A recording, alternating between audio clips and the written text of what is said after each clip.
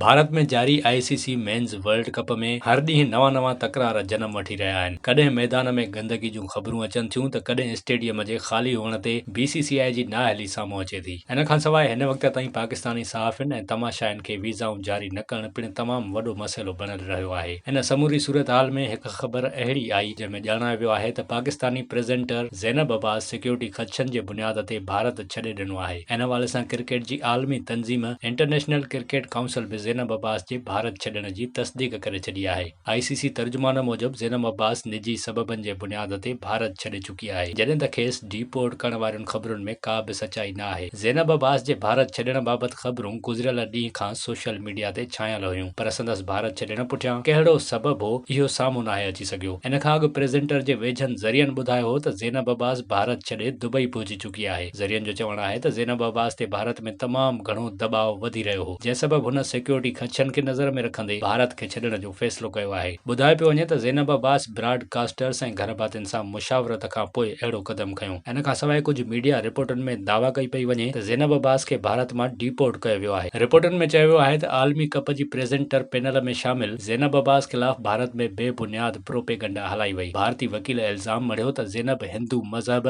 ऐं भारत ख़िलाफ़ social media ते नाकारी ऐं चिड़ ॾियारींदड़ पैगाम लिखिया हुआ। इन ॾिस में हिकु भारतीय वकील सोशल मीडिया तबसरनि खे ज़ैनब सां मंसूब कंदे संदसि तबसरो करार ॾिनो, जॾहिं त संदसि ख़िलाफ़ एफआईआर दाख़िल कराइण जी दरख़्वास्त पिणु ॾिनी। भारतीय मीडिया मूजिबि वकील ज़ैनब अब्बास ख़िलाफ़ साइबर क्राइम पुलिस खे दरख़्वास्त ॾिनी हुई, जंहिंमें ॼाणायो वियो हो त ज़ैनब अब्बास जा मुबैना तबसरा भारत मुख़ालिफ़ ऐं चिड़ ॾियारींदड़ आहिनि।